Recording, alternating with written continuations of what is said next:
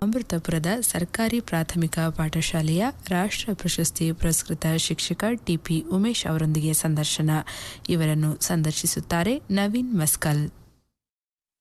ನಮ್ಮೆಲ್ಲ ಶ್ರೋತೃ ಬಾಂಧವರಿಗೆ ನಮಸ್ಕಾರ. ಶ್ರೋತೃಗಳೇ, ಅಕ್ಷರವೆಂದರೆ ಅದು ಬರೀ ಅಕ್ಷರವಲ್ಲ, ಅರಿವಿನ ಗುರು. ಅಂತಹ ಗುರು ಓರ್ವರು ನಮ್ಮ ಮಧ್ಯೆ, ವಿಶೇಷವಾಗಿ ಚಿತ್ರದುರ್ಗ ಜಿಲ್ಲೆಯ ಓರ್ವ ಶಿಕ್ಷಕರು, ರಾಷ್ಟ್ರ ಮಟ್ಟದಲ್ಲಿ ಬಹುದೊಡ್ಡ ಜನಮನ್ನಣೆಯನ್ನ ಪಡೆದಂಥವರು, ಪ್ರಶಸ್ತಿಯನ್ನ ಪಡೆದಂಥವರು. ಅವರು ಟಿಪಿ ಉಮೇಶ್ ಅಂತಕ್ಕಂಥವ್ರು. ಅವರು ಇಂದು ನಮ್ಮ ಜೊತೆ ಇದ್ದಾರೆ. ಶ್ರೀಯುತರು ರಾಷ್ಟ್ರ ಪ್ರಶಸ್ತಿ ಪುರಸ್ಕೃತ ಶಿಕ್ಷಕರು ಹಾಗೂ ಸಾಹಿತಿಗಳು ಕೂಡ ಹೌದು. ಹಾಗೆ ಭಾರತ ಸರ್ಕಾರದಿಂದ ಪ್ರಶಸ್ತಿಯನ್ನು ಪಡೆದಂಥವರು. 2020ರಲ್ಲಿ ರಾಜ್ಯ ಸರ್ಕಾರದಿಂದ ಉತ್ತಮ ಶಿಕ್ಷಕ ರಾಜ್ಯ ಪ್ರಶಸ್ತಿಯನ್ನು ಪಡೆದಂಥವರು ಕರ್ನಾಟಕ ಸರ್ಕಾರದ ವತಿಯಿಂದ. ಹಾಗೆ ಇತ್ತೀಚೆಗೆ ಅಂದರೆ ಈ ಅಕ್ಟೋಬರ್ 15ನೇ ತಾರೀಕು ಡಾಕ್ಟರ್ APJ ಅಬ್ದುಲ್ ಕಲಾಂ ಅವರ ಜನ್ಮದಿನದ ದಿನ innovative teachers of India Uttar Pradesh ಮೂಲದ ಒಂದು ಶಿಕ್ಷಣ ಸಂಘಟನೆಯ ಒಂದು ಪ್ರಶಸ್ತಿ, ಶ್ರೇಷ್ಠವಾದಂಥ ಪ್ರಶಸ್ತಿ, ಡಾಕ್ಟರ್ APJ ಅಬ್ದುಲ್ ಕಲಾಂ ರಾಷ್ಟ್ರೀಯ ಪುರಸ್ಕಾರವನ್ನು ಪಡೆದಂಥವರು. ಇಂತಹ ಸುಸಂದರ್ಭದಲ್ಲಿ ಅವರನ್ನು ಪರಿಚಯಿಸುವಂಥ ಕೆಲಸವನ್ನು ಆಕಾಶವಾಣಿ ಚಿತ್ರದುರ್ಗ ಅತ್ಯಂತ ಹೆಮ್ಮೆಯಿಂದ ಮಾಡ್ತಾ ಇದೆ. ಬನ್ನಿ ಅವರನ್ನು ಪರಿಚಯ ಮಾಡ್ಕೊಳ್ತಾ ಹೋಗೋಣ, ಮತ್ತೆ ಅವರ ಕುರಿತಾದಂಥ ಮಾಹಿತಿಗಳನ್ನು ಸಂಗ್ರಹಿಸ್ತಾ ಹೋಗೋಣ. ನಮಸ್ಕಾರ ಸರ್. ಸರ್ ನಮಸ್ಕಾರ. ಸರ್, ನೀವು ಜಿಲ್ಲೆಯ ಹೆಮ್ಮೆ. ಯಾಕಾಗಿ ಅಂತಂದರೆ, ಓರ್ವ ಶಿಕ್ಷಕರು ಇಡೀ ನಾಡನ್ನು, ರಾಷ್ಟ್ರವನ್ನು ಕಟ್ಟುವ ಪ್ರಕ್ರಿಯೆಯಲ್ಲಿ ಬಹಳ ಮೌಲ್ಯಯುತವಾದಂಥ ಕೆಲಸವನ್ನು ನಿರ್ವಹಿಸುವಂಥವರು. ಶಿಕ್ಷಕರಾದಂಥ ತಮ್ಮ ಪರಿಚಯವನ್ನು ತಾವು ಮಾಡ್ಕೊಳ್ಳಿಕ್ಕೆ ಬಯಸೋದಾದರೆ ಸರ್. ಖಂಡಿತ ಸರ್. ಮೊಟ್ಟ ಮೊದಲನೇದಾಗಿ ನಾನು ಈ ಆಕಾಶವಾಣಿ ಚಿತ್ರದುರ್ಗಕ್ಕೆ ಮೊದಲ ಅಭಿನಂದನೆಯನ್ನು ಸಲ್ಲಿಸೋದಕ್ಕೆ ಇಷ್ಟಪಡ್ತೀನಿ. ನಾನು ಶಿಕ್ಷಕನಾದ ನಂತರ ಮತ್ತು ಶಿಕ್ಷಕ ಅದಕ್ಕಿಂತ ಪೂರ್ವದಲ್ಲಿ ವಿದ್ಯಾರ್ಥಿ ಜೀವನದಲ್ಲೂ ಕೂಡ ಆಕಾಶವಾಣಿ ನನ್ನೊಳಗಿನ ಕವಿ ಪ್ರತಿಭೆಯನ್ನು, ಲೇಖಕ ಪ್ರತಿಭೆಯನ್ನು, ಸಾಹಿತ್ಯದ ಪ್ರತಿಭೆಯನ್ನು ಹೊರತರೋದಕ್ಕೆ ಸಾಕಷ್ಟು ವೇದಿಕೆಗಳನ್ನು ಕಲ್ಪಿಸಿಕೊಟ್ಟಿದೆ. ನಂತರ ಶಿಕ್ಷಕ ವೃತ್ತಿಗೆ ಬಂದ ಮೇಲೆ ನನ್ನ ಮಕ್ಕಳ ಹಲವಾರು ಶೈಕ್ಷಣಿಕ ಕಾರ್ಯಕ್ರಮಗಳನ್ನು ಬಿತ್ತರಿಸುವುದು ಶಿಷ್ಯರಿಗೆ ಮೊಟ್ಟ ಮೊದಲ ಅಭಿನಂದನೆಗಳನ್ನು ಸಲ್ಲಿಸಕ್ಕೆ ಇಷ್ಟಪಡ್ತೀನಿ. ಮತ್ತು ನನ್ನ ಮಕ್ಕಳ ಪೋಷಕರುಗಳಿಗೆ ಮತ್ತು ನನ್ನ ಇಲಾಖೆಗೆ, ಶಿಕ್ಷಣ ಇಲಾಖೆಗೆ ನಾನು ಋಣಿ ಮತ್ತು ಅವರಿಗೆ ಅಭಿನಂದನೆಗಳು ಮತ್ತು ಶಿಕ್ಷಣ ಇಲಾಖೆ ಎಲ್ಲ ಅಧಿಕಾರಿ ವರ್ಗದವರಿಗೆ ಧನ್ಯವಾದಗಳನ್ನು ತಿಳಿಸೋದಕ್ಕೆ ನಾನು ಇಷ್ಟಪಡ್ತೀನಿ ಸರ್. ಬೆಳೆಯೂ ಸಿರಿ ಮೊಳಕೆಯಲ್ಲಿ ಅನ್ನೋ ಹಾಗೆ ತಮ್ಮ ಬಾಲ್ಯವನ್ನು ಕುರಿತು ನಾವು ತಿಳ್ಕೊಳ್ಳಿಕ್ಕೆ ತುಂಬಾ ಉತ್ಸುಕರಾಗಿದ್ದೇವೆ. ತಮ್ಮ ಬಾಲ್ಯವನ್ನು ಕುರಿತು ಹೇಳೋದಾದ್ರೆ ಸರ್. ಸರ್, ನನ್ನ ಹುಟ್ಟೂರು ಚಿತ್ರದುರ್ಗ ಜಿಲ್ಲೆ ಹೊಳಲ್ಕೆರೆ ತಾಲೂಕಿನ ತೊಡರ್ನಾಳು ಗ್ರಾಮ. ನನ್ನ ತಂದೆ ಸಾಸ್ಲರ ಪರಮೇಶ್ವರಪ್ಪ, ನನ್ನ ತಾಯಿ ಸಾಸ್ಲರ ಜಯಮ್ಮ. ನಾನು ಹಿರಿಯ ಮಗ. ನನಗೆ ಇಬ್ಬರು ಸೋದರರಿದ್ದಾರೆ. ಮನೆಯಲ್ಲಿ ಕಷ್ಟದ ಬಡತನದ ವಾತಾವರಣ. ಇದರಿಂದ ಬಾಲ್ಯದಲ್ಲಿ ನನ್ನನ್ನು ನನ್ನ ಅಮ್ಮನ ತವರು ಮನೆ ಅಂತ ಹನುಮನಹಳ್ಳಿಗೆ ನನ್ನ ವಿದ್ಯಾಭ್ಯಾಸಕ್ಕಾಗಿ ಕಳಿಸ್ತಾರೆ. ನಾನು ನನ್ನ ತಮ್ಮ ಸುರೇಶ್ ಅಲ್ಲಿ ವಿದ್ಯಾಭ್ಯಾಸ ಮಾಡ್ತೀನಿ. ನನ್ನ ಚಿಕ್ಕ ತಮ್ಮ ನಾಗರಾಜು ತೊಡರಲ್ಲಿ ವಿದ್ಯಾಭ್ಯಾಸ ಮಾಡ್ತಾನೆ. ನಾನು ಹಿರಿಯ ಮಗನಾಗಿದ್ದರಿಂದ ಜವಾಬ್ದಾರಿಗಳು ಸಾಕಷ್ಟು ಇದ್ವು. ನನಗೆ ಅದರ ಅರಿವು ಏನಾಯಿತು, ಹೈಸ್ಕೂಲಿಗೆ ಬರ್ತಾ ಇರುವಾಗ ಅರಿವಾಗಿ ಶುರುವಾಗುತ್ತೆ. ಆ ಸಂದರ್ಭದಲ್ಲಿ 9ನೇ ತರಗತಿಗೆ ಬಂದಾಗ ನನ್ನ ವಿದ್ಯಾಭ್ಯಾಸ ಮಾಡೋದು ಸ್ವಲ್ಪ ಕಠಿಣ ಆಗುತ್ತೆ. ಕಾರಣ ನಮ್ಮ ತಂದೆಯವರಿಗೆ ಆರೋಗ್ಯ ಕೆಟ್ಟಿದ್ದರ ಕಾರಣವಾಗಿ ನಾನು ಪುನಃ ತೊಡರಾಳಿಗೆ ವಾಪಸ್ ಬಂದು ವಿದ್ಯಾಭ್ಯಾಸ ಮೊಟಕುಮಾಡೋ ಸಂದರ್ಭ ಬರುತ್ತೆ. ಇವೆಲ್ಲ ಒಂದು ಘಟನೆಗಳು ಸಹ. ಆಗ ಒಬ್ಬ ಶಿಕ್ಷಕರು ನನಗೆ ಸಹಾಯ ಮಾಡ್ತಾರೆ, ಹನುಮಂತಪ್ಪ ಅಂತೇಳಿ. ಅವರು ಪುನಃ ನನ್ನ ಮನೆಗೆ ಬಂದು ಪುನಃ ನನ್ನ ತಂದೆ ತಾಯಿ ಮನವೊಲಿಸಿ ನನ್ನ ಪುನಃ ಕರ್ಕೊಂಡೋಗಿ ಶಾಲೆಗೆ ಸೇರಿಸ್ತಾರೆ. ಸೊ ಅವ್ರನ್ನ ಈ ಸಂದರ್ಭದಲ್ಲಿ ನೆನೀಬೇಕು. ಸೊ ಒಬ್ಬ ಶಿಕ್ಷಕರಿಂದ ನಾನು ನನ್ನ ವಿದ್ಯಾಭ್ಯಾಸವನ್ನು ಮುಂದುವರ್ಸೋಕೆ ಅನುಕೂಲ ಆಗುತ್ತೆ. ಸೊ ಹಾಗಾಗಿ ನನಗೆ ಶಿಕ್ಷಕ ವೃತ್ತಿ ತುಂಬ ಇಷ್ಟ ಆಯಿತು ಆ ಸಂದರ್ಭದಲ್ಲಿ, ಹೈಸ್ಕೂಲ್ ಜೀವನದಲ್ಲಿ. ನಂತರದಲ್ಲಿ ಸರ್ ಹನುಮನಹಳ್ಳಿ ಮತ್ತು ಕರಿಯಂನಟ್ಟಿ ಮತ್ತು ಸಿರಿಗೆರೆಯಲ್ಲಿ ಶ್ರೀ ತರಳಬಾಳು ವಿದ್ಯಾಸಂಸ್ಥೆಯಲ್ಲಿ ನಾನು ವಿದ್ಯಾಭ್ಯಾಸವನ್ನು ಮುಂದುವರಿಸ್ತೀನಿ ಸರ್. PUCಯಲ್ಲಿ ನಾನು ಕಲಾ ವಿಭಾಗದಲ್ಲಿ 99ನೇ ಇಸ್ವಿಲಿ ರಾಜ್ಯ ಮಟ್ಟದ 9ನೇ ರ್ಯಾಂಕ್ ವಿಜೇತ. ಅದೊಂದು ವಿಷಯ. ಯಾಕೆಂದರೆ ತುಂಬ ಹಿಂದುಳಿದ ಗ್ರಾಮದಿಂದ, ಹಿಂದುಳಿದ ಹಿನ್ನೆಲೆಯಿಂದ ಬಂದಂಥ ಹುಡುಗನ ನನ್ನನ್ನು ಭಾಳ ಪ್ರತಿಭಾನ್ವಿತ ಬುದ್ಧಿವಂತ ಹುಡುಗನಾಗಿ ತಯಾರು ಮಾಡಿದ್ದು ನನ್ನ ತರಳಬಾಳು ಸಿರಿಗೆರೆ ಜಗದ್ಗುರು ಬೃಹನ್ಮಠದವರು, ಅಲ್ಲಿನ ಉಪನ್ಯಾಸಕರುಗಳು, ಅವರಿಗೆ ನಾನು ಋಣಿ ಅಂತ ಹೇಳ್ತಾ. ಸೊ ಅಲ್ಲಿನ ಹಲವಾರು ರೀತಿಯಾದಂಥ ಸಾಂಸ್ಕೃತಿಕ ಕಾರ್ಯಕ್ರಮಗಳು, ಪ್ರವಚನಗಳು ನನ್ನ ಮೇಲೆ ಪ್ರಭಾವನ ಬೀರಿದವೆ ಇವತ್ತಿಗೂ ಕೂಡ. ಸೊ ಅದರ ನಂತರದಲ್ಲಿ ನಾನು ಚಿತ್ರದುರ್ಗದ ಟ್ರೈನಿಂಗ್ ಕಾಲೇಜಲ್ಲಿ ನಾನು ಪ್ರಾಥಮಿಕ ಶಾಲಾ ಶಿಕ್ಷಕರ ತರಬೇತಿನ ಹೊಂದಿಬಿಟ್ಟು ನಂತರ ವೃತ್ತಿಗೆ ಬರ್ತೀನಿ. ಒಟ್ಟು ಬಾಲ್ಯದಲ್ಲಿ ಸಹ ಅಂತಹ ಕಹಿಯಾದ ವಾತಾವರಣ ಅಂತ ಹೇಳಕ್ಕೆ ಇಷ್ಟಪಡೋದಿಲ್ಲ, ಬಟ್ ಸಹಜವಾಗಿ ಎಲ್ಲರಿಗೂ ಇರುವಂತಹ ಸಹಜವಾದ ಬಾಲ್ಯ ನನ್ನಲ್ಲಿತ್ತು. ಬಟ್ ನನಗೆ ಸಿಕ್ಕಂಥ ಗುರುಗಳಿದ್ರಲ್ಲ, ಅವರೆಲ್ಲರೂ ಕೂಡ ನನ್ನೊಳಗಿನ ಹಲವಾರು ಪ್ರತಿಭೆಗಳನ್ನ ಹೊರಗೆ ತರೋದಕ್ಕೆ, ಪ್ರೋತ್ಸಾಹ ಮಾಡೋದಕ್ಕೆ ಸಹಾಯ ಮಾಡಿದರು ಸರ್. ತಾವು ಶಿಕ್ಷಕ ವೃತ್ತಿಯನ್ನು ಕೇವಲ ಉದ್ಯೋಗಕ್ಕಾಗಿ ಆರಿಸಿ ಬಂದಿದ್ದು ಅಥವಾ ಆ ಕುರಿತಾದಂಥ ತುಡಿತ ಮತ್ತು ಮಿಡಿತ ತಮ್ಮಲ್ಲಿತ್ತು? ಇಲ್ಲ, ಖಂಡಿತ ಸಹ ಉದ್ಯೋಗ ಅಂತ ಸಿಗಬೇಕು ಅಂದಿದ್ರು ಸಹ ನಾನು ಹೇಳಿದೆ ನಿಮಗೆ, PUCಯಲ್ಲಿ ಅತ್ಯಂತ ಹೆಚ್ಚು ಅಂಕಗಳನ್ನು ಪಡೆದಂಥ ರಾಜ್ಯದ 9ನೇ ಹುಡುಗ ನಾನು ಆಗಿದ್ದೆ ಅವತ್ತು ಬೇರೆ ಬೇರೆ ಇಲಾಖೆಯ ಸಾಕಷ್ಟು ಉದ್ಯೋಗಗಳು ನನಗೆ ಸಿಗುವಂಥ ಅವಕಾಶಗಳು ನನಗಿತ್ತು. ಅದು ಪೊಲೀಸ್ ಇಲಾಖೆ ಇರ್ಬೋದು, ಕಂದಾಯ ಇಲಾಖೆ ಇರ್ಬೋದು, ಪಂಚಾಯತ್ ಇಲಾಖೆಗಳಿರ್ಬೋದು, ಬಹುಶಃ ಅವೆಲ್ಲ ಗೊತ್ತಿರುತ್ತೆ ಎಲ್ಲ ವಿದ್ಯಾಭ್ಯಾಸ ಮಾಡಿದಂತಕ್ಕಂಥವ್ರಿಗೆಲ್ಲರೂ ಕೂಡ. ಆದರೆ ನನಗೆ ಒಲವಿದ್ದದ್ದು ಶಿಕ್ಷಕ ವೃತ್ತಿ ಕಡೆಗೆ. ಕಾರಣ, ನನ್ನನ್ನು ವಿದ್ಯಾಭ್ಯಾಸನ ಮುಂದುವರ್ಸೋಕ್ಕೆ ಸಹಾಯ ಮಾಡಿದಂಥವ್ರು ಒಬ್ಬ ಶಿಕ್ಷಕರು. ಹಾಗಾಗಿ ನಾನು ಕೂಡ ಶಿಕ್ಷಕನಾದರೆ ನಾನು ಕೂಡ ಇಂಥ ನೂರಾರು ವಿದ್ಯಾರ್ಥಿಗಳಿಗೆ ಸಹಾಯ ಮಾಡ್ಬೋದಲ್ವಾ ಅನ್ನೋ ಒಂದು ಬಯಕೆ ನನ್ನಲ್ಲಿ ಹೈಸ್ಕೂಲ್ ಜೀವನದಲ್ಲೇ ಹುಟ್ಟಿದ್ರಿಂದಾಗಿ ನಾನು ಶಿಕ್ಷಕ ವೃತ್ತಿನ ಬಹಳ ಇಷ್ಟಪಟ್ಟು ಬಂದಿದ್ದೇನೆ. ಇಲ್ಲಿ ನನಗೆ ಯಾವುದೂ ಕಷ್ಟ ಅನಿಸಿಲ್ಲ, ಸಮಸ್ಯೆ ಅಂತ ಅನಿಸಿಲ್ಲ, ತೊಂದರೆ ಅನಿಸಿಲ್ಲ. ಇವತ್ತಿನವರೆಗೂ 22 ವೃತ್ತಿ ಜೀವನದಲ್ಲಿ ಎಲ್ಲವನ್ನು ಇಷ್ಟಪಟ್ಟೆ ಮಾಡ್ತಾ ಇದ್ದೇನೆ. ಆ ಇಷ್ಟದಿಂದಲೇ ಬಹುಶಃ ಇಷ್ಟೆಲ್ಲ ಪ್ರೀತಿ ವಿಶ್ವಾಸವನ್ನು ಗಳಿಸೋದಕ್ಕೆ, ಕಾರ್ಯ ಮಾಡೋದಕ್ಕೆ ನನಗೆ ಸಾಧ್ಯತೆ ಆಗಿದೆ ಅಂತ ಹೇಳ್ಕೊಳ್ತೀನಿ ಸರ್. ಖಂಡಿತ ಸರ್. ಮೊನ್ನೆ ಅಬ್ದುಲ್ ಕಲಾಂ ರಾಷ್ಟ್ರೀಯ ಪ್ರಶಸ್ತಿ ಪುರಸ್ಕಾರವನ್ನು ಪಡೆದಂತ ತಾವುಗಳು, ಅವರ ಒಂದು ಚಿಂತನೆ ಇದೆ ಅಬ್ದುಲ್ ಕಲಾಂ, ಕನಸುಗಳು ಆಲೋಚನೆಗಳಾಗುತ್ತವೆ, ಆಲೋಚನೆಗಳು ಉದಾತ್ತ ಕ್ರಿಯೆಗಳಾಗುತ್ತವೆ ಅಂತ. ಅಂದ್ರೆ ಕನಸನ್ನು ಕಾಣುವ ತಮ್ಮ ಪ್ರಕ್ರಿಯೆ ಯಾವಾಗಿನಿಂದ ಆರಂಭವಾಯಿತು? ಖಂಡಿತ ಸರ್. ನನ್ನ ಬಾಲ್ಯದಿಂದಲೇ ಕನಸಿನ ಹುಡುಗ ನಾನು. ಯಾಕೆಂದರೆ ಒಬ್ಬ ಕವಿ ಮನಸ್ಸು, ಕವಿ ಹೃದಯ ಇದೆ ಅಂತ ಅಂದಾಗ ಸಹಜವಾಗಿ ನನ್ನೊಳಗೂ ಕೂಡ ಕನಸುಗಳ ಭಾವನೆಗಳಿದ್ದೇವೆ ಅಂತ ಸಹಜವಾಗಿ ಗುರುತಿಸ್ತೀರ ನೀವು. ಹಾಗಾಗಿ ನನಗೆ ಬಾಲ್ಯದಿಂದಲೇ ಸಣ್ಣ ಸಣ್ಣ ನಾಟಕಗಳನ್ನ ಬರೆಯುವ, ಸಂಭಾಷಣೆ ಬರೆಯುವ, ಸಣ್ಣ ಸಣ್ಣ ಕವಿತೆಗಳ ಸಾಲುಗಳನ್ನ ಬರೆಯುವಂಥ ಹವ್ಯಾಸಗಳು ನನ್ನಲ್ಲಿ ಇತ್ತು. ಅದಕ್ಕೆಲ್ಲ ಶಿಕ್ಷಕರ ಪಾಠಗಳು, ಹಲವಾರು ಹಿಂದಿನ ನಮ್ಮ ಪಾಠದಲ್ಲಿ ಬರುವಂಥ ಕವಿಗಳ ಸಾಲು ನಮ್ಮ ಮೇಲೆ ಪ್ರೇರೇಪಣೆ ಆಗ್ತಾ ಇದ್ವು. ಆ ನಿಟ್ಟಿನಲ್ಲಿ ಸಹ ನನಗೆ ಶಿಕ್ಷಕನಾಗುವಂಥ ಕನಸು ಆಗಿನಿಂದ ಹುಟ್ಟಿತು ಒಂದು ಹಿನ್ನೆಲೆಯಲ್ಲಿ. ಆ ಮುಂದುವರೆದಂತೆ ನಾನು ಹೌದು ಈ ಒಂದು ವೃತ್ತಿಯಲ್ಲಿ ಏನಾದರೂ ವಿಶಿಷ್ಟವಾದಂತಹ ಕೆಲಸಗಳನ್ನ ಮಾಡಬೇಕಲ್ಲ ಅನ್ನೋ ಕನಸು ವೃತ್ತಿಗೆ ಬಂದಾಗಾತು. ಇದಕ್ಕೆ ಬೆನ್ನೆಲುಬಾಗಿ ನಿಂತಿದ್ದು ಸಹ ನನಗೆ ಸಾಕಷ್ಟು ಪ್ರೇರಣೆ ಆಗಿದ್ದು ಅಂದರೆ ಚಿಕ್ಕಬಳ್ಳಾರಿ ಅನ್ನೋ ಗ್ರಾಮ ಸಹ. ಫಸ್ಟ್ ನಾನು 2004 ಜನವರಿಯಲ್ಲಿ ವೃತ್ತಿಗೆ ಹೋದ ಮೇಲೆ ಬಳ್ಳಾರಿ ಜಿಲ್ಲೆ ಸಿರುಗುಪ್ಪ ತಾಲೂಕಿನ ಚಿಕ್ಕಬಳ್ಳಾರಿ ಗ್ರಾಮಕ್ಕೆ ಹೋಗ್ತೀನಿ ಸರ್. ತುಂಬ ಬಡತನದ ಹಳ್ಳಿ, ಗೊತ್ತಿರುತ್ತೆ ನಮಗೆಲ್ಲರೂ ಕೂಡ. ತುಂಬ ಕಷ್ಟವಾದ ಮಕ್ಕಳು ನೋಡ್ತಾ ಇದ್ದೆ. ಮಕ್ಕಳು ಹೆಚ್ಚು ಶಾಲೆಗೆ ಬರ್ತಾ ಇರಲಿಲ್ಲ, ದಾಖಲಾತಿ ಇತ್ತು, ಹಾಜರಾತಿ ಆಗ್ತಿರಲಿಲ್ಲ. ಎಲ್ಲಿ ಹೋಗ್ತಾರೆ ಮಕ್ಕಳು ಅಂತ ಅಂದಾಗ 6-7ನೇ ಕ್ಲಾಸ್ ಮಕ್ಕಳುಗಳೆಲ್ಲ ಅಂದಾಗ ಸರ್ ಗದ್ದೆಗಳಿಗೆ ಹೋಗ್ತಾ ಇದ್ರು, ಹತ್ತಿ ಬಿಡಿಸೋದಕ್ಕೆ ಹೋಗ್ತಾ ಇದ್ರು ಸರ್. ಸೊ ಅವ್ರನ್ನೆಲ್ಲ ನಾನು ನಮ್ಮ ಮಾಸ್ಟರ್ ಜೊತೆ ಚರ್ಚೆ ಮಾಡಿ ಕರ್ಕೊಂಡೋಕ್ಕೆ ಬೇರೆ ಬೇರೆ ಕ್ರಿಯಾ ಯೋಜನೆಗಳನ್ನ ಮಾಡ್ಕೊಂಡ್ವಿ. ಅಂದರೆ ಹೌದು, ಈ ಮಕ್ಕಳುಗಳಿಗೆ ನಾನು ಶಿಕ್ಷಣವನ್ನು ಕೊಟ್ಟರೆ ನಂತರ ಅವನು ಒಬ್ಬ ಉದ್ಯೋಗಿ ಆಗ್ತಾನೆ, ಸ್ವಾವಲಂಬಿ ಜೀವನ ಮಾಡ್ತಾನೆ, ಸುಖವಾದ ಜೀವನ ಕಟ್ಕೋಬೋದಲ್ಲ ಅಂತ ಕನಸು ಸಹ. ಅದೊಂದು ಕನಸು. ಸೊ ಅದು ಸಕ್ಸಸ್ ಆಯಿತು ಸಹ. ಬೇರೆ ಬೇರೆ ಶಾಲೆಗೆ ಕೇಶವಪುರಕ್ಕೆ ಬಂದೆ, ಈಗ ಅಮೃತಾಪುರಕ್ಕೆ ಬಂದೆ. ಗೊತ್ತಿದೆ, ಒಂದು ಹಿಂದುಳಿದ ಗ್ರಾಮ, ಬುಡಕಟ್ಟು ಗ್ರಾಮ. ಸೊ ಅಲ್ಲಿ ಬೇರೆ ಬೇರೆ ರೀತಿಯಾದಂಥ ಪ್ರಯತ್ನ ಮಾಡೋ ಮೂಲಕ ಇವತ್ತು ಶಿಕ್ಷಣವಂತರ ಗ್ರಾಮವನ್ನಾಗಿಸುವ ನಿಟ್ಟಿನಲ್ಲಿ ಹೋಗ್ತೀವಿ ಸರ್. ಇವೆಲ್ಲ ಕನಸು ಸಾಕಾರ. ಇನ್ನೂ ಸಾಕಷ್ಟು ನನ್ನಲ್ಲಿ ಕನಸುಗಳಿದಾವೆ ಸರ್. ಕನಸು ಕಾಂಡರೆ ಒಂದ್ಸಲ ಗಿರೀಶ್ ಕಾರ್ನಾಡ್ ನೆನಪು ಬರುತ್ತಲ್ಲ ಮಾತು, ಬೆಳಕಿಲ್ಲದ ದಾರಿಯಲ್ಲಿ ನಡೆಯಬಹುದು, ಕನಸಿಲ್ಲದ ದಾರಿಯಲ್ಲಿ. ಕನಸುಗಳು ನನ್ನೊಳಗೆ ಸಾಕಷ್ಟು ಇದೆ ಸರ್. ನನ್ನ ಮಕ್ಕಳಲ್ಲೂ ಕೂಡ ಕನಸುಗಳನ್ನು ತುಂಬ್ತಾ ಇದ್ದೀನಿ, ಇಷ್ಟು ಹೇಳ್ಬೋದು ಸರ್. ಖಂಡಿತ ಸರ್. ಓರ್ವ ಬರಹಗಾರರಾಗಿ ಕೂಡ, ಲೇಖಕರಾಗಿ, ಕವಿಯಾಗಿ ಕೂಡ ಗುರುತಿಸಿಕೊಂಡಂಥವ್ರು ಆ ವಿಚಾರವಾಗಿ ಮಾತಾಡೋದು ಸರ್, ತಮ್ಮ ಬರವಣಿಗೆ ವಿಚಾರವಾಗಿ. ಸರ್, ಬಾಲ್ಯದಿಂದಲೂ ನನಗೆ ಒಂದು ತುಡಿತ ಇತ್ತು. ಕವಿಗಳ ಪದ್ಯಗಳನ್ನ ಕೇಳುವಾಗ, ಹಾಡುಗಳನ್ನ ಕೇಳುವಾಗ, ಶಿಕ್ಷಕರು ಬೋಧನೆ ಮಾಡುವಾಗ ನಾನು ಹಿಂಗೆ ಬರಿಬೇಕಲ್ಲ ಅಂತಂದು. ಸೊ ಹಾಗಾಗಿ ಸರ್ ಹೈಸ್ಕೂಲ್ ಜೀವನದಲ್ಲಿ ಮತ್ತು ಕಾಲೇಜ್ ಜೀವನದಲ್ಲಿ ಪ್ರೋತ್ಸಾಹ ಸಿಕ್ತು. ನಾನು ಕಾಲೇಜಲ್ಲಿ ಇರುವಾಗಲೇ ಕವಿತೆಗಳನ್ನ ಬರೆಯುವ, ವಚನಗಳನ್ನ ಬರೆಯುವ ಅಂತ ಒಂದು ಹವ್ಯಾಸ ರೂಢಿಸ್ಕೊಂಡೆ. ನಾನು ಉಮೇಶ ಪ್ರಿಯ ವಿಶ್ವಗುರು ಬಸವೇಶ್ವರ ಎಂಬ ಅಂಕಿತ ನಾಮದ ಅಡಿಯಲ್ಲಿ ಸಾಕಷ್ಟು 1000ಕ್ಕಿಂತ ಹೆಚ್ಚು ವಚನ ಈ ವೇಳೆಗೆ ರಚನೆ ಮಾಡಿದ್ದೇನೆ. ನಿಮಗೆ ಗೊತ್ತಿರುವಾಗೆ ನನ್ನ ಫೋಟೋಕ್ಕೊಂದು ಫ್ರೇಮು, ದೇವರಿಗೆ ಬೀಗ ಎಂಬ ಪ್ರೌಢ ಕವಿತಾ ಸಂಕಲನಗಳು ಪ್ರಕಟ ಆಗಿದ್ದಾವೆ. ಹಾಗೆ ವಚನವಾಣಿ ಮತ್ತು ವಚನಾಂಜಲಿ ಎಂಬ ಕೃತಿಗಳು ಬಿಡುಗಡೆ ಇದೆ ವಚನಕ್ಕೆ ಸಂಬಂಧಪಟ್ಟಂತೆ. ಹಾಗೆ ಮಕ್ಕಳ ಕೃತಿಗಳಾಗಿ ನನ್ನ ಸೈಕಲ್ ಟ್ರಿನ್ ಅಂತೇಳಿ, ಹಾಗೂ ಅಪ್ಪನ ಕೊಡಿಸಿದ ಮೊದಲ ಪುಸ್ತಕ ಅಂತೇಳಿ ಪ್ರಕಟ ಆಗಿದೆ. ಈಗ ರೀಸೆಂಟ್ ಆಗಿ ಗಂಡಸಾಗಿ ಕವಿತೆ ಬರೆಯುವುದು ಸುಲಭ ಅಂತ ಹೇಳಿ ಒಂದು ವಿಶಿಷ್ಟವಾದ ಕವನ ಸಂಕಲನವನ್ನು ಪ್ರಕಟಿಸಲಿಕ್ಕೆ ಸಿದ್ಧತೆ ಆಗ್ತಾ ಇದೆ. ಅಂದರೆ ಶಿಕ್ಷಕನಾಗಿ ಸಹ ಬೋಧಕನಾದಂಥವನಿಗೆ ಕೇವಲ ಬೋಧನೆಯೇ ಒಂದಲ್ಲ, ಅವನ ಹವ್ಯಾಸವನ್ನು ಸಾಕಷ್ಟು ಇಟ್ಕೋಬೇಕು ಸರ್. ಓದುವ, ಬರೆಯುವ, ಹಾಗೆ ಗೊತ್ತಿದೆ ಕಲಾವಿದರಾಗ್ಬೋದು, ಸಂಗೀತಗಾರರಾಗ್ಬೋದು, ನಾಟಕಕಾರರಾಗ್ಬೋದು, ಕಲಾವಿದರಾಗ್ಬೋದು. ಈ ಥರ ನನಗಿದ್ದಂಥ ಒಂದು ಹವ್ಯಾಸ ಅಂದರೆ ಓದುವ ಮತ್ತು ಬರೆಯುವಂಥದ್ದು. ಸೃಜನಶೀಲ ಬರಹಗಾರ ಆಗಬೇಕು ಅನ್ನೋ ಒಂದು ನಿಟ್ಟಿನಲ್ಲಿ ಈ ನನ್ನ ಕವಿತೆಗಳನ್ನು ಬರೆಯುವ, ಕಥೆಗಳನ್ನು ಬರೆಯುವ, ನಾಟಕಗಳನ್ನು ಬರೆಯುವ. ನಿಮ್ಮ ಆಕಾಶವಾಣಿ ಕಾರ್ಯಕ್ರಮಗಳು ಕೂಡ ಸಾಕಷ್ಟು ರೂಪಗಳು ಪ್ರಸಾರ ಆಗಿದೆ, ಅದಕ್ಕೆ ಅವಕಾಶವನ್ನು ಕೊಟ್ಟಿದ್ದೀರಾ. ಗುರುಭ್ಯೋ ನಮಃ ಅಂತೇಳಿ ಶಿಕ್ಷಕರ ದಿನಾಚರಣೆಯೊಂದು 2020ನೇ ಸಾಲಿನಲ್ಲಿ ಆ ಗುರುಭ್ಯೋ ನಮಃ ಎಂಬ ರೂಪಕ ಪ್ರಸಾರ ಆಯಿತು ನನ್ನ ಒಂದು ಇದರಲ್ಲಿ. ಸೊ ಹೀಗೆ ಸರ್, ಅಂದರೆ ಇವೆಲ್ಲವೂ ಕೂಡ ಯಾಕಾಗಿ ಮಾಡ್ತಿದ್ದೀರ ಸರ್, ನಾನು ಕೂಡ ಒಬ್ಬ ಶಿಕ್ಷಕನಾಗಿ ಈ ಥರದ ಕೆಲಸಗಳು ಮಾಡೋ ಮೂಲಕ ನನ್ನ ಮಕ್ಕಳನ್ನು ನೋಡ್ತಾ ಇರ್ತಾರೆ. ನನ್ನ ಶಿಷ್ಯರು ಕೂಡ ಬಿಡುವಿನ ವೇಳೆಯಲ್ಲಿ ಆರೋಗ್ಯಕರ ಹವ್ಯಾಸಗಳನ್ನ ಅವರು ರೂಢಿಸ್ಕೊಳ್ಬೇಕು ಅನ್ನೋದು ಒಂದು ಬಯಕೆ ಸರ್. ತಮ್ಮ ಕ್ರಿಯಾಶೀಲವಾದಂಥ ಸಂವೇದನೆ ಇದೆಯಲ್ಲ, ಹಲವಾರು ಶಿಕ್ಷಕರಿಗೆ ಮಾದರಿಯಾದಂಥದ್ದು, ಮೇಲ್ಪಂಕ್ತಿ ಆದದ್ದು ಸರ್. ಈ ನೆಲೆಗಟ್ಟಿನಲ್ಲಿ ತಮ್ಮ ಬಹುರೂಪಿಯಾದಂಥ ಈ ಕ್ರಮಗಳೇನಿದೆಯಲ್ಲ ಅದನ್ನ ತಮ್ಮ ಇಲಾಖೆ ಅಧಿಕಾರಿಗಳಾಗಿರ್ಬೋದು, ಸಹ ಶಿಕ್ಷಕರುಗಳಾಗಿರ್ಬೋದು, ಅದನ್ನ ಹೇಗೆ ತಮಗೆ ಪ್ರೋತ್ಸಾಹಿಸುವ ನೆಲೆಗಟ್ಟಿನಲ್ಲಿ ಮಾತುಗಳನ್ನು ಹಾಡಿದ್ದಾರೆ? ಖಂಡಿತ ಸರ್, ನನ್ನ 15 ವರ್ಷದ ಸರ್ವಿಸ್ ಆಗುವ ವೇಳೆಗೆ ನನಗೆ ಉತ್ತಮ ಶಿಕ್ಷಕ ಪ್ರಶಸ್ತಿಯನ್ನು ಜಿಲ್ಲಾ ಪಂಚಾಯತ್ ಮತ್ತು ನಮ್ಮ ಶಾಲಾ ಶಿಕ್ಷಣ ಇಲಾಖೆಯವರು ನನಗೆ ನೀಡಿದರು.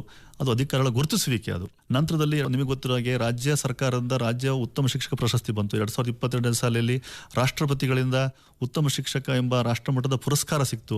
ಹಲವಾರು 18 ಸಂಘಗಳು ನನ್ನ ಗುರುಸಿ, ರೋಟರಿ ಕ್ಲಬ್ ಅವರು, ಲಯನ್ಸ್ ಕ್ಲಬ್ ಅವರು, ಬೇರೆ ಬೇರೆ ಸಂಘದವರು ಕೊಟ್ಟಿದ್ದಾರೆ. ಈಗ ಇನ್ನೋವೇಟಿವ್ ಟೀಚರ್ಸ್ ಆಫ್ ಇಂಡಿಯಾ ಎಂಬುದವರು ಡಾಕ್ಟರ್ APJ ಅಬ್ದುಲ್ ಕಲಾಂ ರಾಷ್ಟ್ರೀಯ ಪುರಸ್ಕಾರ ನೀಡ್ತಿದ್ದಾರೆ. ಸೊ ಈ ಎಲ್ಲವನ್ನು ಗಮನಿಸೋದಾದರೆ ಸಹ ನನ್ನ ಪಾಡಿಗೆ ನಾನು ಎಲ್ಲೋ ಒಂದು ಕಡೆ ಹಳ್ಳಿಯಲ್ಲಿ ಎಲೆಮರೆಯ ಕಾಯಿ ಕೆಲಸ ಮಾಡ್ತಕ್ಕಂಥವ್ರನ್ನ ವಿಶಿಷ್ಟ ಕೆಲಸವನ್ನು ಮಾಡ್ತಿದ್ದಾರೆ ಅನ್ನೋದನ್ನ ಗುರುತಿಸಿ ಬೆಂಬಲಿಸ್ತಾ ಇರೋದಕ್ಕೆ ಎಲ್ಲ ಉದಾಹರಣೆಗಳು ಸಹ. ಅಂದರೆ ನನ್ನ ಸಹ ಶಿಕ್ಷಕರಿರಲಿ, ನನ್ನ ಇಲಾಖೆಯವರಿರಲಿ, ಹೊರಗಿನ ಸಮಾಜದವರಿರಲಿ, ಉತ್ತಮ ಕೆಲಸ ಮಾಡ್ತಕ್ಕಂಥವ್ರ ಸರ್ ಮಾನ್ಯತೆ ಯಾವತ್ತಿಗೂ ಇದೆ ಅನ್ನೋದಕ್ಕೆ ಒಂದು ಉದಾಹರಣೆ ಅಂತ ನಾನು ಹೇಳಕ್ಕೆ ಇಷ್ಟಪಡ್ತೀನಿ ಸರ್. ಖಂಡಿತ ಎಲ್ಲರೂ ತುಂಬಾ ಬೆಂಬಲಿಸ್ತಾರೆ, ಪ್ರೋತ್ಸಾಹಿಸ್ತಾರೆ ಸರ್. ತಮ್ಮ ಸೃಜನಶೀಲವಾದಂಥ ಮನಸ್ಸು ಬರೀ ತಮ್ಮ ಬೆಳವಣಿಗೆಗೆ ಮಾತ್ರ ಸೀಮಿತ ಆಗಿಲ್ಲ, ಅದ್ರ ಹೊರತುಪಡಿಸಿ ತಮ್ಮ ಗ್ರಾಮ ಏನಿದೆ, ಅಂದ್ರೆ ತಾವು ಮಾಡುವಂಥ ಕೆಲಸ ಮಾಡುವಂಥ ಶಾಲೆ ಏನಿದೆ, ಆ ಶಾಲೆಯನ್ನು ಕೂಡ ಉನ್ನತೀಕರಿಸಿದ್ರಿ. ಖಾಸಗಿ ಶಾಲೆಗೆ ಯಾವುದೇ ಕಡಿಮೆ ಇಲ್ಲ ಅಷ್ಟರ ಮಟ್ಟಿಗೆ ಆ ಶಾಲೆಯನ್ನ ತಾವು ತಮ್ಮ ಸಹಕಾರ ಮತ್ತು ಸಾರ್ವಜನಿಕರ ಸಹಕಾರ ಮತ್ತು ಅಧಿಕಾರಿಗಳ ನೆರವಿನೊಂದಿಗೆ ಒಂದು ಗುರುತಿಸುವ ಶಾಲೆಯನ್ನಾಗಿ ಮಾಡಿದ್ರಿ. ಈ ಬಗ್ಗೆ ತಮ್ಮ ಅಭಿಪ್ರಾಯಗಳನ್ನು ಹೇಳ್ಕೊಳ್ಳೋದಾದ್ರೆ? ಸರ್, ನಾನು ಅಮೃತಾಪುರದ ಬಗ್ಗೆ ವಿಶೇಷವಾಗಿ ಹೇಳ್ಬೇಕು ಅಂದ್ರೆ ಸರ್, ಹಿಂದೆ ಚಿಕ್ಕಬಳ್ಳಾರಿ ಗ್ರಾಮ ಮತ್ತು ಕೇಶವಪುರ ಗ್ರಾಮದಲ್ಲಿ ಕೆಲಸ ಮಾಡಿ ವರ್ಗಾವಣೆಯಾಗಿ ಇಲ್ಲಿ ಬಂದೆ ಸರ್. ಇಲ್ಲಿ ಬಂದಾಗ ಆಯ್ತು, ಮೂಲಭೂತ ಸೌಲಭ್ಯಗಳ ಕೊರತೆ ತುಂಬಾ ಇತ್ತು ಸರ್. ಮಕ್ಕಳಿಗೆ ಶಿಕ್ಷಕರಿದ್ರೆ ಸಾಲದು, ಅವರಿಗೆ ಉತ್ತಮವಾದಂತಹ ಒಂದು ಕೊಠಡಿಗಳ ವ್ಯವಸ್ಥೆ, ಆಟಾಂಗಣ ವ್ಯವಸ್ಥೆ ಖಂಡಿತ ಇರಬೇಕು ಸರ್. ಯಾಕೆಂದ್ರೆ ನಾನೊಬ್ಬ ಸರ್ಕಾರಿ ಸೆಕ್ಟರ್ ಕೆಲಸ ಮಾಡ್ತಕ್ಕಂಥ ಮೇಷ್ಟ್ರು. ಖಾಸಗಿ ಸೆಕ್ಟರ್ ಅಲ್ಲಿ ಓದ್ಬಿಟ್ರೆ ಖಾಸಗಿ ಶಾಲೆ ನೋಡಿದಾಗ ತುಂಬಾ ಅದ್ಭುತವಾಗಿ ಕಾಣಿಸುತ್ತೆ, ಎಲ್ಲ ವ್ಯವಸ್ಥೆಗಳು ಇರ್ತವೆ ಸರ್. ನಮ್ಮ ಸರ್ಕಾರಿ ಶಾಲೆ ಯಾಕೆ ಮಾಡಬಾರ್ದು? ನನ್ನ ಕನಸು ಆಯ್ತು ಸರ್ ಅದು. ಹೌದು, ನನ್ನ ಶಾಲೆಯಲ್ಲೂ ಒಂದು ಲ್ಯಾಬ್ ಅನ್ನು ಯಾಕೆ ಮಾಡಬಾರ್ದು, ವಿಜ್ಞಾನದ ಲ್ಯಾಬ್ ಅನ್ನು ಯಾಕೆ ಮಾಡಬಾರ್ದು, ಪ್ರಯೋಗಾಲಯವನ್ನು ಯಾಕೆ ಮಾಡಬಾರ್ದು, ಗ್ರಂಥಾಲಯವನ್ನು ಯಾಕೆ ಮಾಡಬಾರ್ದು, ಆಟ ಕೊಠಡಿಯನ್ನು ಮಾಡಬಾರ್ದು, TLM ಕೊಠಡಿ ಮಾಡಬಾರ್ದು, ಒಂದು ಕಂಪ್ಯೂಟರ್ ಲ್ಯಾಬ್, ಈ ತರದ ನನಗೆ ಕನಸುಗಳು ಬಂತು ಸರ್. ಆ ನಿಟ್ಟಿನಲ್ಲಿ ಸಹ ಅಮೃತಾಪುರದ ಮೊಟ್ಟ ಮೊದಲಾಗಿ ಸಹ ಅಲ್ಲಿ 2014ರಲ್ಲಿ ಒಂದು ಭೀಕರ ಮಳೆಗಾಲದಲ್ಲಿ ಇದ್ದಂತೆ 2 ತಗಡಿನ ರೂಮ್ಗಳು ಬಿದ್ದು ಹೋದು ಸಹ ತೊಂದರೆ ಆಯಿತು. ಆಗ ನಮಗೆ ಸರ್ಕಾರದಲ್ಲಿ ಅನುದಾನದ ಕೊರತೆ ಇದ್ದಾಗ ಸರ್ ನಾನು ಯಾರನ್ನು ದೂರಲಿಲ್ಲ. ಇವತ್ತು ಕೂಡ ಸಹ ಸರ್ಕಾರದಲ್ಲಿ ನಾನು ಇಲಾಖಾ ಮೀಟಿಂಗ್ಗಳಲ್ಲಿ, ತರಬೇತಿಗಳಲ್ಲಿ ಯಾವತ್ತೂ ನಾನು ಯಾರನ್ನೂ ದೂರುವುದಿಲ್ಲ, ಸಮಸ್ಯೆಗಳನ್ನ ಹೇಳಿದ್ರೆ. ಯಾಕೆಂದ್ರೆ ಸರ್ ನಾನು ಸರ್ಕಾರದ ಒಂದು ಭಾಗ, ನಾನು ಒಬ್ಬ ಶಿಕ್ಷಕ, ನನಗೆ ಶಾಲೆಯನ್ನು ಕೊಟ್ಟಿದೆ, ಅಲ್ಲಿನ ಎಲ್ಲ ಸಮಸ್ಯೆಗಳನ್ನು ನಿಭಾಯಿಸಬೇಕು ಅಂತ ನಾನು ನೇಮಕ ಮಾಡಿದೆ ಅಲ್ಲಿ. ಸೊ ಆ ಸಮಸ್ಯೆಗಳನ್ನು ತಗೊಂಡು ಇನ್ನೊಬ್ರು ಯಾರೋ ಬಳಿ ಮಾಡಬಾರ್ದು ಸರ್. ನಾವು ಅಂದ್ರೆ ನನ್ನ ಕೈಲಿ ಏನಾಗುತ್ತೆ, ನನ್ನ ಕೈಲಿ ಮೀರಿದ್ದನ್ನ ಪರಿಹರಿಸಿದ್ದಾರೆ ಸರ್. ನಾನೇನು ಮಾಡ್ದೆ ಅವಾಗ ಸಂಘ ಸಂಸ್ಥೆಗಳ ಭೇಟಿಗೆ ಹೋದೆ. ಆಗ ಸರ್ ನನಗೆ ರೋಟರಿ ಕ್ಲಬ್ ಅವರು, ಒಸ್ಯಾಟ್ ಅಂತ one school at A time ಅನ್ನೋ NGOದವರು, ಶೋರ್ಟೆಲ್, ಸ್ಯಾಂಡ್ ಡಿಸ್ಕ್ ಮತ್ತು GT ನೆಕ್ಸಸ್ ಎಂಬ ಸಾಫ್ಟ್ವೇರ್ ಕಂಪ್ನಿಗಳ ಅವರ ಒಂದು CSR ಫಂಡ್ಗಳನ್ನ ತರೋದಕ್ಕೆ ನನ್ನ ಹಲವಾರು ಜನರ ಸಂಪರ್ಕ ಮಾಧ್ಯಮಗಳ ಮೂಲಕ ಸಂಪರ್ಕ ಮಾಡಿದ್ರು. ಅವರೆಲ್ಲ ಬಂದು ಕರ್ಕೊಂಡ್ಬಂದೆ ಸರ್ ಅವ್ರನ್ನೆಲ್ಲ. ಇವತ್ತು ನಮ್ಮ ಶಾಲೆ ಸುಸಜ್ಜಿತವಾದಂತಹ ಬಿಲ್ಡಿಂಗ್ ಅನ್ನ ಹೊಂದಿದೆ, ಪ್ರಯೋಗಾಲಯವನ್ನು ಹೊಂದಿದೆ. ನಮ್ದು 1 to 5th lower primary school ಇವತ್ತು ಕಾಲೇಜು ಮಟ್ಟದ ಸೌಲಭ್ಯಗಳನ್ನು ಹೊಂದಿದಂತಹ ಮಾದರಿಯಾದ ಶಾಲೆ, ಜಿಲ್ಲೆಯಲ್ಲೆಲ್ಲ ರಾಜ್ಯದಲ್ಲೇ ಮಾದರಿ ಶಾಲೆ ಆಗಿದೆ. ಈಗ ಗೊತ್ತಿದೆ, ದೇಶದಲ್ಲೆಲ್ಲ ಅಮೃತಾಪುರ ತುಂಬಾ ಪ್ರಸಿದ್ಧವಾದಂತಹ ಶಾಲೆ ಆಯಿತು. ಇದು ಇದಕ್ಕೆಲ್ಲ ಕಾರಣ ಸಹ ನಾನು ಅಂತ ಹೇಳ್ತಿಲ್ಲ, ನನಗೆ ಎಲ್ಲರ ಸಹಕಾರವನ್ನು ಮಾಡಿದ್ದಾರೆ. ಬಟ್ ನನ್ನ ಕನಸು, ಬಯಕೆ ಇತ್ತಲ್ಲ, ನನ್ನ ಶಾಲೆ ಮಾದರಿಯಾದ ಶಾಲೆ ಆಗಬೇಕು ಅಂತ. ಆ ನಿಟ್ಟಿನಲ್ಲಿ ಆ ಎಲ್ಲವನ್ನೂ ಕೂಡ ಸುಲಭ ಮಾಡಿದ್ದೀನಿ. ಇವತ್ತು ನನ್ನ ಮಕ್ಕಳು ಸಹ ಆ ಗ್ರಾಮದ ಫಸ್ಟ್ ಜನರೇಷನ್ ಮಕ್ಕಳು, ನಿಮ್ಗೆ ಹೇಳಿದೆ LLB ಅನ್ನು ಮಾಡ್ತಿರೋ ನನ್ನ ಶಿಷ್ಯರು, ಫಸ್ಟ್ ಹುಡುಗಿಯರು ಅದು ವಿಶೇಷವಾಗಿ. ಯಾಕಂದ್ರೆ ಮೊದಲು ಆ ಮಕ್ಕಳುಗಳು ಶಾಲೆಗೆ ಬರ್ತಾ ಇರಲಿಲ್ಲ, ತುಂಬ ಗೈರುಹಾಜರಿ ಇತ್ತು. ಆ ಮಕ್ಕಳೆಲ್ಲ ಇವತ್ತು ಕಾಲೇಜು, PG ಮಾಡ್ತಾ ಇದ್ದಾರೆ, ನರ್ಸಿಂಗ್ ಟ್ರೈನಿಂಗ್ ಮಾಡ್ತಾರೆ, ಪೊಲೀಸ್ ಆಗಿದ್ದಾರೆ, ಶಿಕ್ಷಕರಾಗ್ತಾ ಇದ್ದಾರೆ. ಸೊ ಇದು ಖುಷಿ ಆಗುತ್ತೆ ಸರ್. ಇನ್ನು ಮುಂದೆ ಸಹ ಆ ಗ್ರಾಮದಲ್ಲಿ ಇನ್ನು ನೆಕ್ಸ್ಟ್ 5 to 10 years ಅಲ್ಲಿ ಮನೆಗೆ ಒಬ್ರು ಇಬ್ರು ಗೌರ್ಮೆಂಟ್ ಎಂಪ್ಲಾಯ್ ಇರ್ತಾರೆ ಸರ್. ಅದನ್ನ ಶಾಲೆಯ ವಿದ್ಯಾರ್ಥಿಗಳು ಹೇಳಕ್ಕೆ ಬರ್ತೀನಿ, ಹೇಳಕ್ಕೆ ಹೆಮ್ಮೆ ಆಗುತ್ತೆ ಸರ್. ಸರ್, ಈಗ ಭೌತಿಕ ಸಂಪನ್ಮೂಲವನ್ನ ಉನ್ನತೀಕರಿಸಿದ್ರಿ, ಹಾಗೆ ಬೌದ್ಧಿಕ ಸಂಪನ್ಮೂಲಗಳನ್ನ ಉನ್ನತೀಕರಿಸುವ ನೆಲೆಗಟ್ಟಿನಲ್ಲಿ ತಾವು ಏನೇನು ಉಪಕ್ರಮಗಳನ್ನ ಆ ವೈಯಕ್ತಿಕ ನೆಲೆಗಟ್ಟಿನಲ್ಲಿ ಕೈಗೊಂಡಿದ್ರಿ, ಹಾಗೂ ಇಲಾಖೆಯ ನೆರವು ಮತ್ತು ಸಹಕಾರದೊಂದಿಗೆ? ಸರ್, ನಮ್ಮ ರಾಜ್ಯ ಸರ್ಕಾರ ಬಹಳಷ್ಟು ಸಹಾಯ ಮಾಡ್ತಿದೆ. ನಮ್ಮ ಶಿಕ್ಷಣ ಇಲಾಖೆ ನಮಗೆ ಬೆಳಗಿನ ವೇಳೆ ಹಾಲು ಕೊಡ್ತಾ ಇದೆ ಮಕ್ಕಳಿಗೋಸ್ಕರ, ಮಧ್ಯಾಹ್ನದ ವೇಳೆ ಬಿಸಿ ಊಟವನ್ನು ಕೊಡ್ತಾ ಇದೆ, ಉಚಿತ ಪಠ್ಯ ಪುಸ್ತಕ, ಉಚಿತ ಸಮವಸ್ತ್ರ, ಉಚಿತ ಶೂಗಳನ್ನು ಕೊಡ್ತಾ ಇದೆ ಸರ್. ಸೊ ಇದನ್ನೆಲ್ಲ ಸಮರ್ಪಕವಾಗಿ ಬಳಸಿಕೊಳ್ಳೋ ಜೊತೆಗೆ ನಾವು ಪರಿಪೂರ್ಣರಾಗಿ ಶಿಕ್ಷಕರಾಗಿ ನಾವು ಪಾಠ ತೊಡ್ಕೋಬೇಕು ಸರ್. ಮಕ್ಕಳುಗಳನ್ನ ನಾವು ಚಟುವಟಿಕೆಗಳ ಮೂಲಕ ಪಾಠ ಮಾಡಿಸ್ಬೇಕು ಸರ್. ಅರ್ಧ ಗಂಟೆ ಪಾಠ ಮಾಡಿ ನಾನು ಪಾಠ ಆಯಿತು ಅಂತಂದರೆ ಅದು ಆಗಲ್ಲ ಸರ್. ಮಕ್ಕಳು ಎಷ್ಟು ಕಲ್ತರು, ಹೇಗೆ ಕಲ್ತರು ಅಂತ ಅಂದ್ಬಿಟ್ಟು ನಾವು ಟೆಸ್ಟು ಮಾಡಬೇಕಾಗತ್ತೆ. ವೀಕ್ಲಿ ಟೆಸ್ಟು, ಡೇ ಟೆಸ್ಟ್ಗಳು, ಮಂತ್ಲಿ ಟೆಸ್ಟ್ಗಳ ಮೂಲಕವಾಗಿ ಮಾಡಬೇಕಾಗತ್ತೆ. ಮತ್ತು ಸರ್ ಮಕ್ಕಳುಗಳಿಗೆ ನಾವು ಹಲವಾರು ವಿಭಿನ್ನ ಆ್ಯಕ್ಟಿವಿಟಿ ಮಾಡಬೇಕು. ಹಾಡುಗಾರಿಕೆ ಮೂಲಕ, ನಾಟಕಗಳ ಮೂಲಕ, ರೂಪಗಳನ್ನ ಅಭ್ಯಾಸ ಮಾಡಿಸೋ ಮೂಲಕ, ಸಾಂಸ್ಕೃತಿಕ ಉತ್ಸವಗಳನ್ನ ನಡೆಸೋ ಮೂಲಕ. ಇದನ್ನು ಯಾವುದೋ ವರ್ಷ ಒಂದು ದಿನ ಅಲ್ಲ ಸರ್, ಇದು ದಿನದ ಉತ್ಸವಗಳಾಗಬೇಕು ನಮಗೆ. ಹೊಸ ನಾವಿನ್ಯ ಪ್ರಯೋಗಗಳನ್ನೆಲ್ಲ ಮಾಡ್ತಾ ಇದ್ದೀವಿ. ಹಾಗಾಗಿ ನಮ್ಮ ಶಾಲೆಯಲ್ಲಿ ಸಹ ಗ್ರಂಥಾಲಯವನ್ನು ಮಾಡಿದ್ವಿ ಸರ್. ನಮ್ಮ ಶಾಲೆಯಲ್ಲಿ ಇವತ್ತು ಕೂಡ ನಾವು ಗ್ರಂಥಾಲಯಕ್ಕೆ ಹೋಗೋದಕ್ಕೆ, ಓದೋದಕ್ಕೆ ಹೋಗೋಕ್ಕೆ, ಆಟಕ್ಕೆ ಹೋಗೋದಕ್ಕೆ ನಾವು ಸಮಯ ಲಿಮಿಟ್ ಮಾಡಿಲ್ಲ ಸರ್. ನನ್ನ ಶಾಲೆಯಲ್ಲಿ ಕೆಲವು ಮಕ್ಕಳಿಗೆ ಸಹ 40 ಮಕ್ಕಳು ಕೂತ್ಕೊಂಡಿದ್ದಾಗ ಕೆಲವು ಮಕ್ಕಳಿಗೆ ಆಡೋ ಕನಸಿರುತ್ತೆ, ಆಡೋ ಆಸೆ ಬಂದ್ಬಿಡುತ್ತೆ, ಕೆಲವರಿಗೆ ಆಟ ಆಡೋ ಆಸೆ ಬಂದ್ಬಿಡುತ್ತೆ, ಕೆಲವರಿಗೆ ಓದೋ ಆಸೆ ಬಂದ್ಬಿಡುತ್ತೆ, ಕೆಲವರು ನನ್ನ ಪಾಠ ಬೋರ್ ಅನ್ಸ್ಬಿಡುತ್ತೆ ಅವನಿಗೆ. ಆಗ ಅವನು ಬಲವಂತ ಕೂತ್ಕೊಂಡು ಕೇಳೋಕ್ಕಾಗಲ್ಲ. ನಾನು ಅದನ್ನು ಫ್ರೀ ಹೇಳಿದ್ ನನ್ನ ಮಕ್ಳಿಗೆ ಹೇಳ್ಬಿಡ್ತೀನಿ, ಪಾಠ ಮಾಡ್ತಾ ಇರ್ತೀನಿ, ಲೆಕ್ಕ ಕಲಿಸ್ತಾ ಇರ್ತೀನಿ, ಗಣಿತ ಮಾಡ್ತಾ ಇರ್ತೀನಿ, ವಿಜ್ಞಾನ ಕಲಿಸ್ತಾ ಇರ್ತೀನಿ ಅಂತ ಅಂದಾಗ ಬೇಸರ ಆದರೆ ಅವ್ರ ಪಾಡಿಗೆ ಅವರು ವಿಜ್ಞಾನದ ನಮ್ಮ ಲೈಬ್ರರಿಗೆ ಹೋಗ್ಬೋದು. ಅವರು ಆಟ ಆಡೋಕೆ ಇಷ್ಟದ ಹೊರಗಡೆ ಇಬ್ಬರು ಆಟ ಆಡ್ಬೋದು, ಟೆನ್ನಿಕ್ ಆಟ ಆಡ್ಬೋದು, ಬ್ಯಾಟ್ ತೊಗೊಂಡು ಆಡ್ಬೋದು, ಚೆಂಡಾಟ ಆಡ್ಬೋದು. ಈ ಥರದ ನಾವು ಸ್ವತಂತ್ರವನ್ನು ಕೊಟ್ಟಿದ್ದೀವಿ ಸರ್. ಕೆಲವು ಮಕ್ಕಳು ಸ್ವತಂತ್ರವಾಗಿ ಅರಳುವಂಥ ಹೂಗಳು ಸರ್. ಅವು ಒಂದು ಗುಲಾಬಿ ಹೂ ಇರುತ್ತೆ, ಒಂದು ಮಲ್ಲಿಗೆ ಹೂ ಇರುತ್ತೆ, ಒಂದು ಸಂಪಿಗೆ ಕೇದಿಗೆ ಇರುತ್ತೆ ಸರ್. ಹಾಗಾಗಿ ಅದನ್ನು ಅದ್ರ ಪಾಡಿಗೆ ತನ್ನ ಅರಳಕ್ಕೆ ಬಿಡಬೇಕು. ಆಗ ಮಕ್ಕಳು ಪ್ರತಿಭೆನೂ ಅಷ್ಟೇ ಸರ್. ಅವ್ರನ್ನ ನಾವು ನಿಯಂತ್ರಿಸಿದಷ್ಟು ಏನಾಗ್ತಾರೆ, ಅವರು ಕುಬ್ಜರಾಗ್ತಾರೆ, ಕನಿಷ್ಠ ಮಟ್ಟದ ವಿದ್ಯಾಭ್ಯಾಸವನ್ನು ಪಡಿತಾರೆ. ಈ ನಿಟ್ಟಿನಲ್ಲಿ ಸರ್ ನಾನು ಇವತ್ತು ಸರ್ ನಮ್ಮ ಶಾಲೆಯಲ್ಲಿ ಪ್ರತಿ ತಿಂಗಳು ನಾವು ಮಾಸಿಕ ಪತ್ರಿಕೆ ಅಂತ ತರ್ತೀವಿ, ಚಿಗುರು ಮಾಸಿಕ ಪತ್ರಿಕೆ ಅಂತೇಳಿ. ಸೊ ನೀವು ಕೇಳ್ಬೋದು, ನೀವು ಹೈಸ್ಕೂಲ್ ಕಾಲೇಜಲ್ಲಿ ಕೇಳ್ತೀರಾ, ಪ್ಲಾನಲ್ ಬೋರ್ಡಲ್ಲಿ ಹಾಕ್ತೀವಿ. ಸೊ ನಾವು ಪ್ರೈಮರಿ ಶಾಲೆಯಲ್ಲಿ ಕಳೆದ 10 ವರ್ಷದಿಂದ ನಾವು ಚಿಗುರು ಪತ್ರಿಕೆನ ಮಾಡ್ತೀವಿ. ಇದ್ರ ಮಕ್ಕಳೇ ಬರೀತಾರೆ. ಮಕ್ಕಳು ಮೊದಲು ಬೇರೆ ಕವಿತೆಗಳನ್ನ ಸಹಜ ಬೇರೆ ಕವಿತೆಗಳನ್ನ ಬರೆದು ಅಂಟಾಕ್ತಿರು, ಬೇರೆ ಕತೆ ಬರೆದು ಅಂಟಾಕರು, ಬೇರೆ ವಿಜ್ಞಾನದ ಕಥೆಗಳನ್ನ ಅಂಟಾಕರು. ಇವತ್ತು ಸ್ವತಃ ತಾವೇ ಸ್ವಂತ ಕವಿತೆ ರಚನೆ ಮಾಡುವ, ಕತೆ ರಚನೆ ಮಾಡುವ, ಅಂದರೆ ನಂದು ಅಲ್ಲಿ ಹಾಕಬೇಕು, ಆ ಪತ್ರಿಕೆಯಲ್ಲಿ ಬರಬೇಕು ಅನ್ನೋದಕ್ಕೆ ಸಹ ಈ ಕನಸನ್ನು ನಾನು ಅವ್ರಲ್ಲಿ ಹುಟ್ಟಾಕ್ತೀನಿ. ಪ್ರಯೋಗಾಲಯವನ್ನು ರೂಮ್ ಮಾಡಿದ್ದೀನಿ. ಅಲ್ಲಿ ಅವ್ರು ಅಲ್ಲಿ ಹೋಗಿಬಿಟ್ಟು ಆ ಒಂದು ಸೂಕ್ಷ್ಮ ಕ್ಷೇತ್ರದಲ್ಲಿ ಒಂದು ಈರುಳ್ಳಿ ಪೊರೆನೋ, ಒಂದು ಸಣ್ಣ ನೀರಿನಲ್ಲೋ ಅವ್ರು ಏನೋ ಒಂದು ಹಾಕಿ ಒಂದು ಮಾಡ್ತಾರಲ್ಲ, ಅಂದ್ರೆ ಅವ್ರು ಏನೋ ಆಗ್ಬೇಕು ಅಂತ ಕನಸು ಮಾಡೋದಕ್ಕೆ 20 ವರ್ಷ ಸಮಯ ಇದೆ ಅವರಿಗೆ. ಬಟ್ ಆ ಕನಸನ್ನು ಕೊಡೋಕೆ ಪ್ರಯತ್ನಿಸ್ತಿದ್ದೀನಿ ಸರ್. ಈ ಮೂಲಕ ಒಂದಿಷ್ಟು ಯಶಸ್ವಿ ಆಯ್ತು, ನನಗೆ ಅದನ್ನು ತೃಪ್ತಿ ಇದೆ ಸರ್. ನನ್ನ ಇಲಾಖೆಯವರು ಖುಷಿ ಪಡ್ತಾರೆ ಈ ಎಲ್ಲ ಪ್ರಯೋಗಗಳನ್ನೆಲ್ಲ ಕೂಡ. ಹಾಗಾಗಿ ನನ್ನ ಮಕ್ಕಳು ಇವತ್ತು ಅವೆಲ್ಲ ಸಂಪೂರ್ಣ ಬಳಸಿಕೊಂಡು ಇವತ್ತು ಒಂದು ಬೇರೆ ಬೇರೆ ಇಲಾಖೆಯಲ್ಲಿ ಕೆಲಸ ಮಾಡುವಂಥ ಸಮರ್ಥ ಮಕ್ಕಳಾಗ್ತಿದ್ದಾರೆ ಅಂತ ಹೇಳಕ್ಕೆ ನಾನು ಇಷ್ಟಪಡ್ತೀನಿ ಸರ್. ಖಂಡಿತ ಸರ್. ಅಂದರೆ ತಮ್ಮ ನಾವೀನ್ಯಪೂರ್ಣವಾದಂಥ ಮತ್ತು ವಿಶಿಷ್ಟ ಪ್ರಯೋಗಗಳನ್ನು ಮಾಡೋದ್ರ ಮೂಲಕವಾಗಿ ಶಿಕ್ಷಣ ಕ್ಷೇತ್ರದಲ್ಲಿ ಬಹುದೊಡ್ಡ ಒಂದು ಪ್ರಯೋಗಗಳನ್ನೇ ಮಾಡ್ತಾ ಇದ್ದೀರಿ. ಆ ಮೂಲಕ ಸಮಾಜಕ್ಕೆ ಕೊಡುಗೆಗಳನ್ನು ಕೊಡೋದ್ರ ಮೂಲಕ ಅಂದರೆ ವಿದ್ಯಾರ್ಥಿಗಳನ್ನೇ ಮುಂದೆ ಉತ್ತಮ ನಾಗರಿಕರನ್ನು ಮಾಡುವ ಪ್ರಯತ್ನವನ್ನು ಮಾಡ್ತಿದ್ದೀರಿ. ಈ ನೆಲೆಯಲ್ಲಿ ತಮ್ಮ ಕಾರ್ಯ ಅತ್ಯಂತ ಸ್ತುತ್ಯಾರ್ಹ ಮತ್ತು ಗೌರವಾರ್ಹ ಅಂತ ಕೂಡ ಹೇಳ್ತಾ ಸರ್, ತಮ್ಮ ಮುಂದಿನ ಕ್ರಿಯಾ ಯೋಜನೆಗಳ ಬಗ್ಗೆ ಹಂಚಿಕೊಳ್ಳೋದಾದರೆ?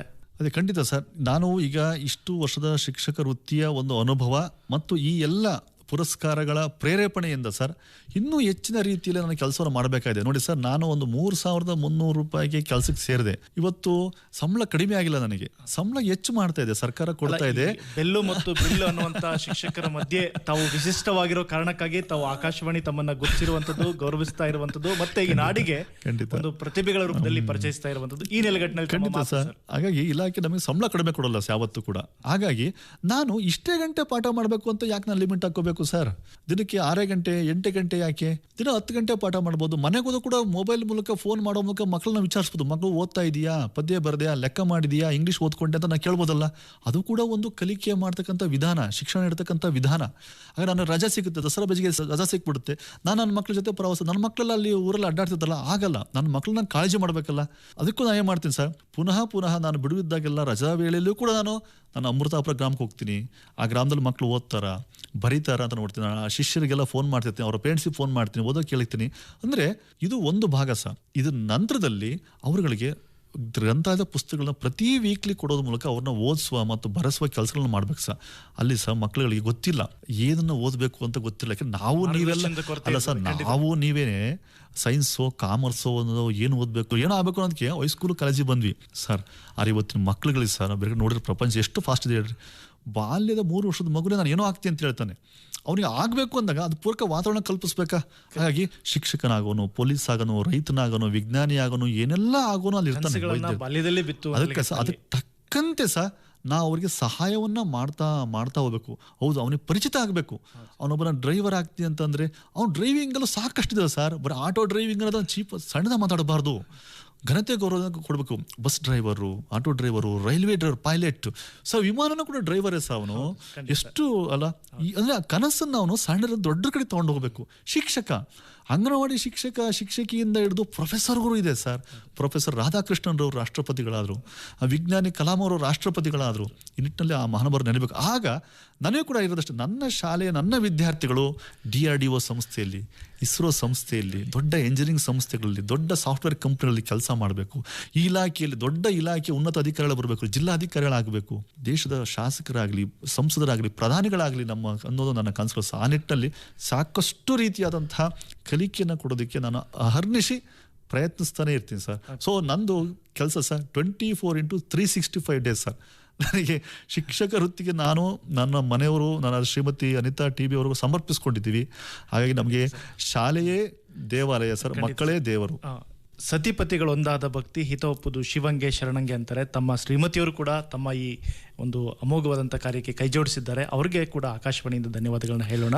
ಸರ್, ಈಗ ಈ ವಿನೂತನವಾದಂಥ ಪ್ರಯತ್ನಗಳಿಗೆ ಮತ್ತು ಬಹುಮುಖ್ಯದ ಬಹಿರೂಪವಾದಂಥ ಈ ಪ್ರಕ್ರಿಯೆಗಳಿಗೆ ತಮ್ಮನ್ನ ಮೂಲವಾಗಿ ಪ್ರಭಾವಿಸಿದಂಥ ಸಂಗತಿಗಳು ಯಾವುದು ಅನ್ನೋದಾದ್ರೆ?